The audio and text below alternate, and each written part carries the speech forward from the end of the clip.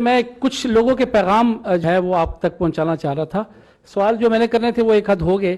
آپ نے ایک تقریب میں اسی وزیراعظم ہاؤس میں اعلان کیا تھا کہ سپورٹس ڈپارٹمنٹ جو ہیں وہ آپ فل فور اس کو بحال کریں گے.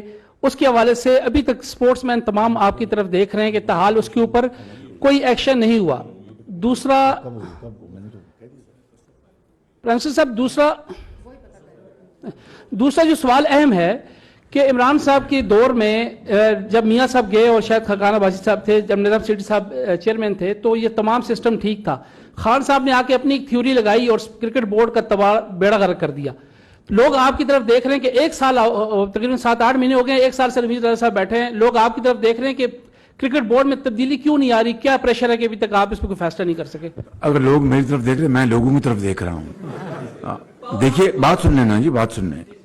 پہلی بات یہ کہ سپورٹس کے جو ڈپارٹمنٹ سپورٹس میں دوبارہ اس میں شروع کیا جائے، میں نے آرڈرز بالکل دیے تھے، اور مجھے ابھی جو ہمارے ایڈوائزر ہیں انہوں نے کہا کہ یہ ہم نے 1-2 دن پہلے اس کے اوپر آرڈرز کر دیے ہیں.